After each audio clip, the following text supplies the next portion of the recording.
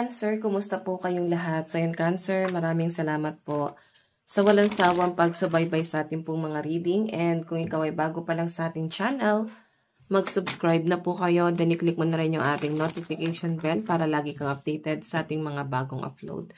And guys, sa mga interested para sa ating private reading, nasa description box below lang po yung link. Message lang po kayo. Okay, so tignan natin. Ganap sa inyo. So, yung reading natin, guys, is timeless, no? Cancer, Sun, Moon, Rising, and Venus sign.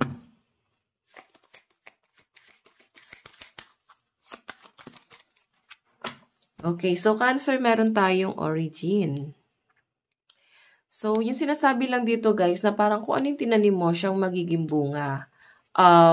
Ngayon, kung nakakaranas ka ng stress, sinasabi lang dito guys na kung ikaw ay nagpapaka-workaholic, depende yan kung ano yung stress na nararanasan mo ngayon. Pero nakikita ko naman guys na maganda yung ibubunga niyan. Lalo na kung ikaw ay nagsusumikap talaga. Kung meron kang struggle ngayon, may mabigat kang pinagdadaanan, parang sinasabi dyan na hindi naman to guys pang matagalan, no? Makakaalis at makakaalis ka rin dyan sa problema na yan. Meron din daw guys magandang ibubunga yan. So, hindi pa guys ganun kabilis yung proseso pero magkakaroon na magandang progress tong mga sinisimulan mo or sisimulan mo, Cancer. Tignan pa natin, Cancer, Sun, Moon, Rising, and Venus sign. Okay, Cancer, Sun, Moon, Rising, and Venus sign.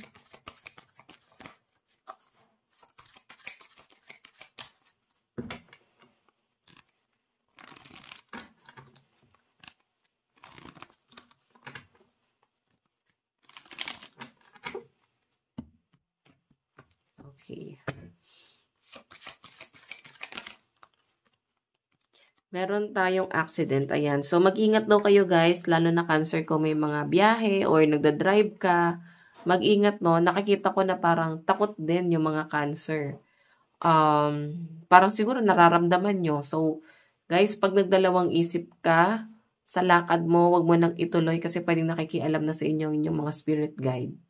Okay, yan no. Mag-ingat ka daw. Pwedeng kung hindi naman to guys sa accident, marami siyang, since general naman to, pwedeng sa pakikisalamuha or sa problema ng iba. So, iiwas mo muna yung sarili mo na ma-involve sa problema ng iba. Okay? Tignan pa natin.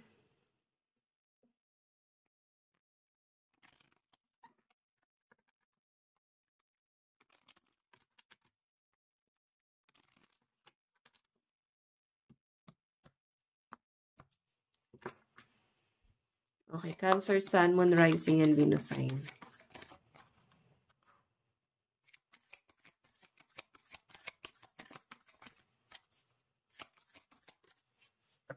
Okay, so ayan guys, meron tayong strategy. Planning, prediction, mind reading. Ayan no.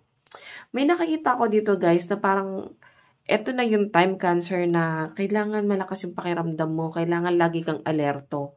Kasi kung hindi guys, pwedeng malagay mo yung sarili mo sa problema. Like,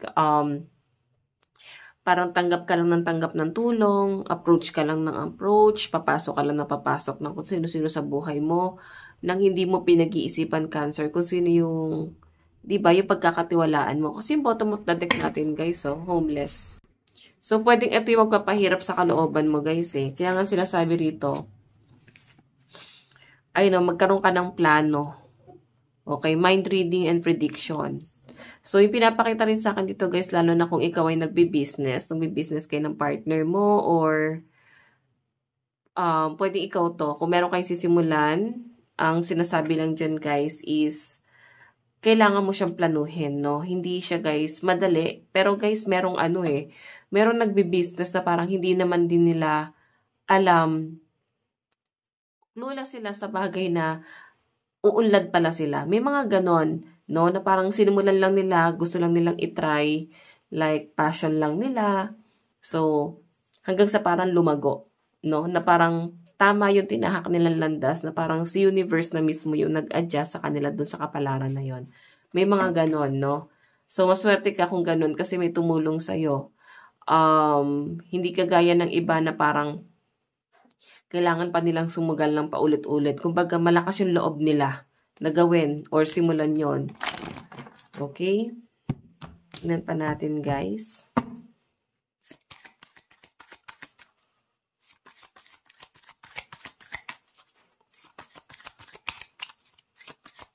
Cancer, Sun, Moon, Rising, and Venus sign. Ayan. So, possible daw, guys, na may mga magkakasakit or may nagkakasakit. So, ingat kayo, guys, no? May nakikita kasi ako ditong ayan, illness. Pwedeng ikaw to. Guys, kung may nararamdaman ka na sa katawan mo, guys, mas magandang ipa-check up mo na yan. Huwag mo na patagalin. So, baka may iba sa inyo hinihika, nahihirapan huminga. Ayan. Tignan pa natin. Okay. Cancer, Sun, Moon, Rising, and Venus sign.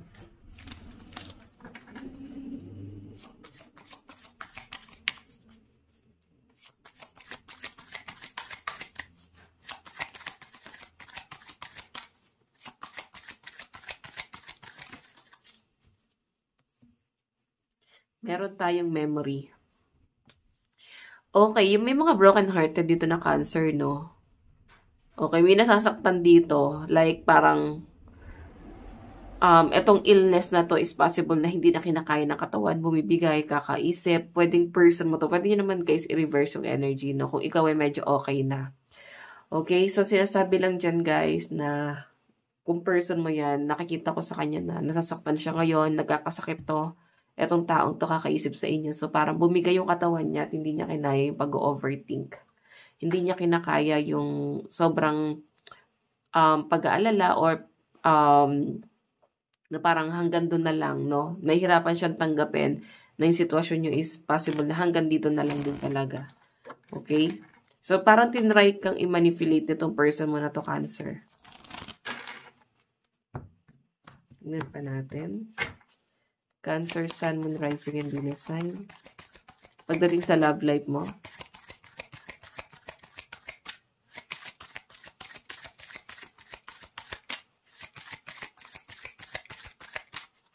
Cancer. Meron tayong the executive producer, King of Roses. So, ito ay King of Wands. So, guys, change direction talaga yung person mo. Kumbaga, nag-explore yung energy niya ngayon. Nakikita ko sa kanya yung pabago-bago yung isip. Like, nasasaktan siya eh. Kasi flower, diba? So, nasasaktan siya. Nandun sa point na gusto niya mag-move on. Gusto kanya ng kalimutan. Pero, hindi niya maiwasan, Cancer, na hindi ka maisip dito. Yung nakikita ko dyan, ang nangyayari dahil naiisip ka pa rin niya, parang nasasaktan siya dito. Nahihirapan yung kalooban niya. Kasi parang mas lumalalim yun eh. Tignan pa natin. Red flag. So, isa sa mga nagiging problema, guys, is red flag. And I think nagsinungaling sa'yo yung partner mo. Ayan, fresh pa yung issue. So, pwedeng kailan lang to, guys, na nagkaroon ng mga confrontation, may pagtatalo. Nakikita ko na parang naging red flag nga tong person mo. Actually, parang both kayo. Oo, kasi red flags, diba? Sabihin, hindi lang yung person mo, pwedeng ikaw din. Naging red flag ka na rin. Okay? Pwedeng na-absorb nyo yung toxicity ng isa't isa. So, yun yung parang hindi nyo, guys, na-overcome. Tingnan pa natin, guys.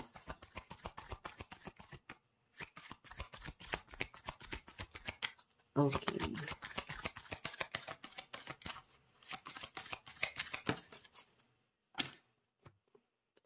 Cancer, meron tayong The Mansion. Four of Roses. Ayan, The Mansion. So, yung nakikita ko dito, guys, parang, papunta na siguro to sa wedding. Baka nagkaroon na, baka fiancé mo na, di ba? Baka may baka may nag-propose na. Ayan, baka fiancé mo na, or baka talagang kinasal na kayo, guys. Okay. So, pwede rin naman, guys, na may na-issue rito na ibang tao, na siguro may naunang asawa tong partner mo, or pwede ikaw. May nanggugulo. Parang ganon. Tignan pa natin. Meron tayong, diba? King of Rings, So, Papunta na to sa higher commitment. So, sinasabi lang dito guys, challenge winner. Ibig sabihin, possible na ma-overcome nyo yung problema pinagdadaanan nyo. Kasi parang problema lang to or pagsubok lang to na kailangan yung ma-overcome. Nakikita ko rito na possible na magkabalikan pa rin kayo guys, no? Babalik pa rin tong partner mo. I think may hirapan siya. May hirapan yung kalooban niya nakakaisip. Kaya siya na rin mismo yung magre-reach out dyan. Tignan natin yung message ni person sa'yo. Meron tayong I'm so attracted to you. Meron tayong I was my fault, but I blame you. Diba? So, kung may cheating dito, guys, ikaw yung sinisisi niya kung bakit niya nagawa yon. Oo. Diba ginagaslight ka pa? Okay, so tignan natin ang inyong advice.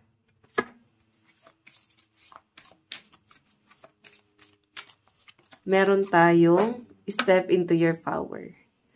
Ayan. So, ibig sabihin na to guys, unti-unti mo na guys, maipabalik yung sarili mo doon sa positive, sa pagiging positibo, no? Nakikita ko na may heal mo na unti-unti yung inner child mo. And, yung pagiging malungkutin mo guys, mawawala na yan. Okay? So, ang kailangan mo lang gawin dito guys is mag-move forward, no? Huwag kang ma-stuck doon sa kalungkutan na yon. Cancer, ito lang po ang inyong reading. Maraming salamat. God bless and love you all. Bye-bye.